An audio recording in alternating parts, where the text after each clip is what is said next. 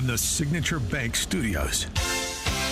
If you're looking for the latest news, insight into what it means, and the sharpest opinion, there's only one station in Chicago where you can turn, and it's this one. We're AM 560, The Answer.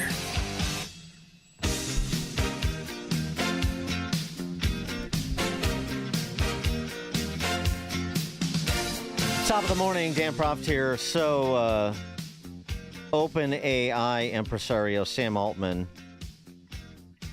says this about AI's development. If history is any guide, we will figure out new things to do and new things to want and assimilate new tools quickly. Job change after the Industrial Revolution is a good recent example. Expectations will go up, but capabilities will go up equally quickly, and we'll all get better stuff. We'll build ever more wonderful things for each other. People have a long-term, important, curious advantage over AI. We are hardwired to care about other people and what they think and do, and we don't care very much about machines. Is that history's guide? Somebody else who points to history to apply lessons to our current technological revolution is our next guest, Frank Diana, the principal futurist at Tata Consultancy Services. He writes at frankdiana.net. Frank, thanks for joining us. Appreciate it.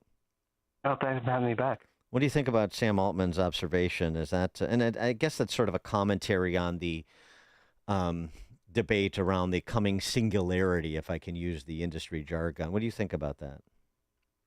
Well, I mean, first, some historical inaccuracies in that statement that you read, because really, if you look back to the Industrial Revolution, there was some periods of human misery following the Luddite movement in 1811.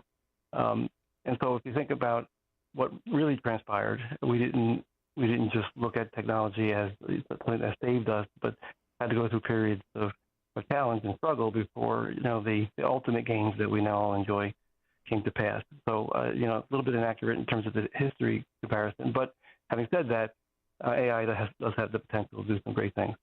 Yeah, I mean, it's right. It's not so seamless as Sam Altman spins it out. It's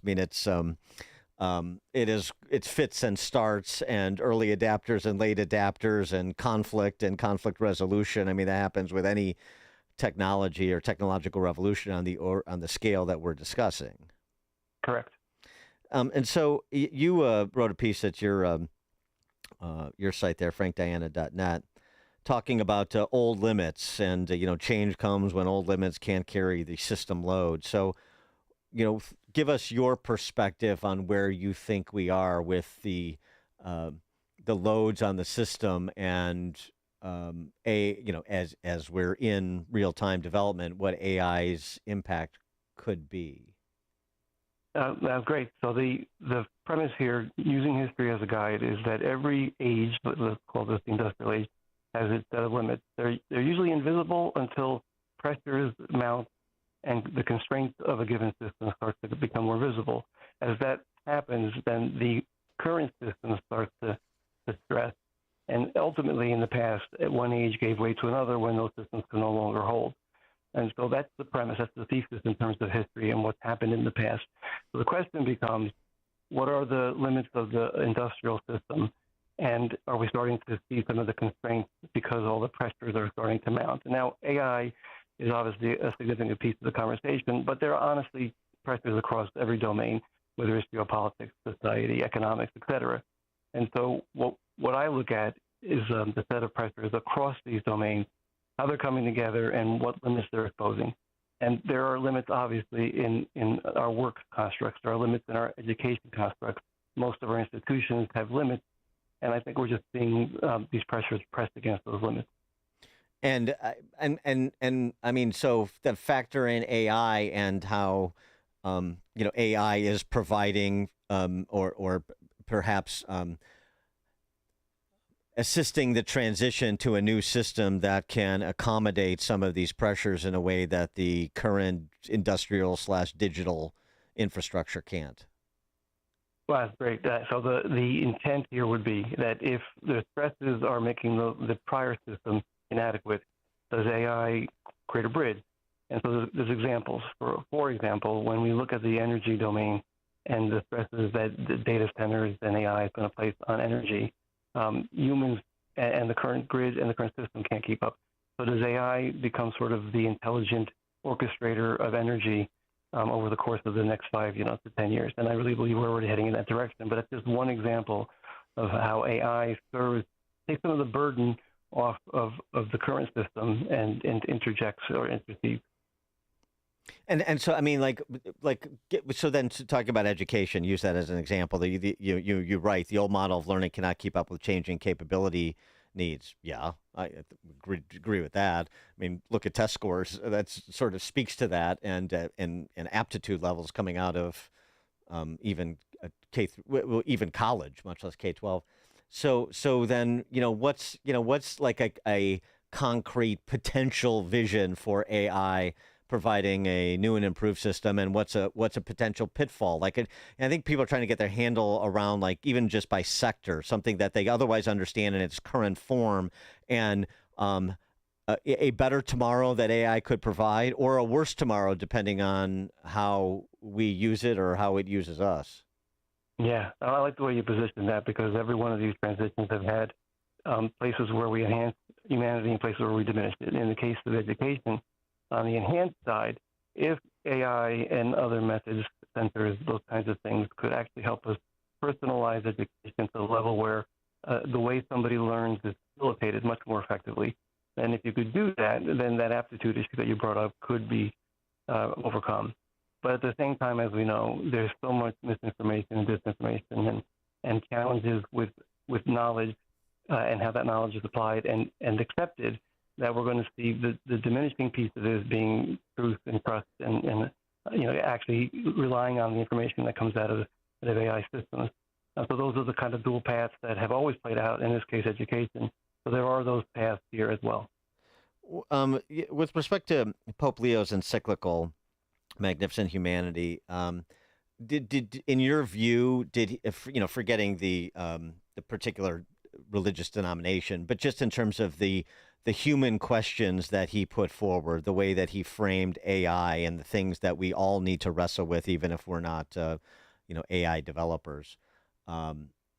What's your assessment of his framing of the conversation? So he's basically mimicking Pope Leo XIII's encyclical back in 1891, Rerum Novarum, which it basically means new things, right? So back in the industrial age, years later, in 1891, something similar happened, because the vision was that we're seeing some very new things that humans weren't accustomed to. And so let's put a moral, ethical framing on this and try to move us forward in constructive ways. What Pope Leo XIV is doing is very similar, but way in advance of AI's full impact.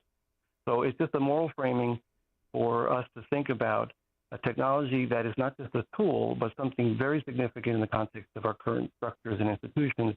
And shouldn't we take sort of a human lens to that as we move forward?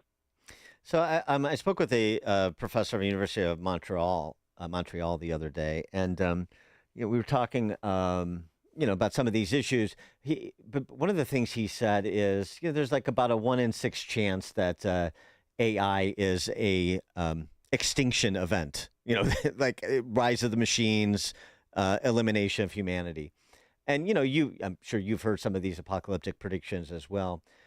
Just with respect to how we're trying to get our arms around it, particularly people that are laymen, is that threat level something that should be talked about openly like this? I mean, is that important to include in the discussion, that it presents this real potential extinction level event and we need to contemplate that? Or is that, in your view, a little bit of hyperventilation and it sort of distorts the conversation? Yeah, the latter. I really do think it distorts the conversation. There are plenty of challenges that AI represents today and into the future, the next couple of years, that we really need to focus on and address. This distinction conversation, this notion of consciousness, all those things, I really do believe are distracting. Should we have our eyes on where these things ultimately might go? Yes, but not in the way that distracts. And I do think that conversation is distracting. Well, so what about? I mean, when you talk about the possibility of sort of to use Pope Leo's framing, does this make us more human? This tool make us more human or less human?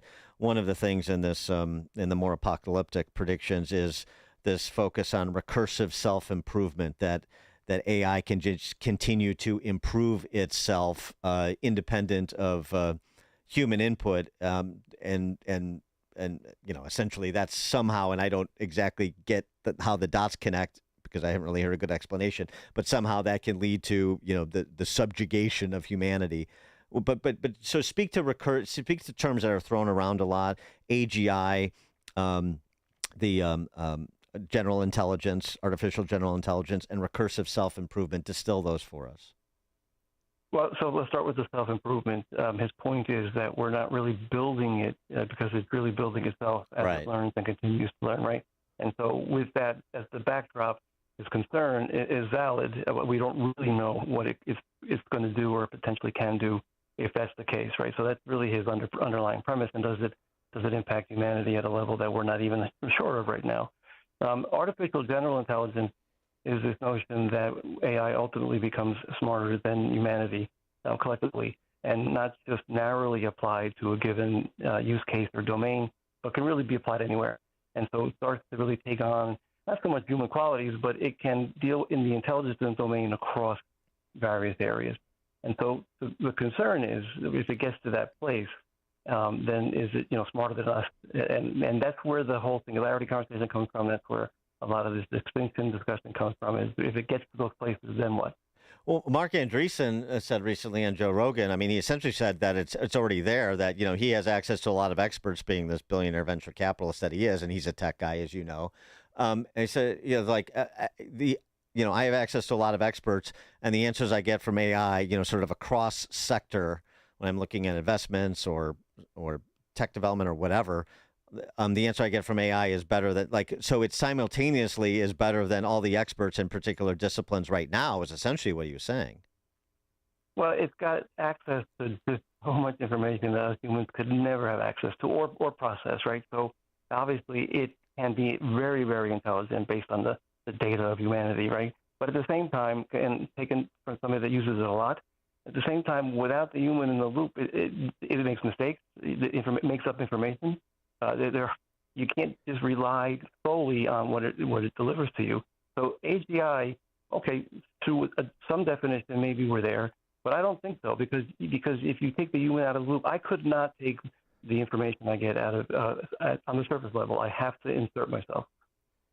Right. So it's not AGI in the way that it's being envisioned as sort of the sci-fi AGI. It's right now it's just leveraging the sort of the collection of human knowledge and scholarship. And when people are really talking about when they're talking about AGI is it's able to start from that foundation of knowing everything that humanity knows and then build from there independently. We're not at that stage yet. No. And again, to me, AGI is realized when you could let it go and not have to worry that you've got bad information or bad decisions were made, et cetera, et cetera. We're not there. Frank Diana, principal futurist at Tata Consultancy Services. He writes at frankdiana.net. Frank, thanks so much for joining us again. Appreciate it.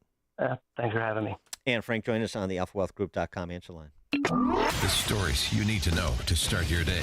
This is Chicago's Morning Answer on AM 560. The Answer. Don't miss In Grace with Pastor Jim Scudder Jr. Now heard on Sunday mornings at 7:30. Tune in and find hope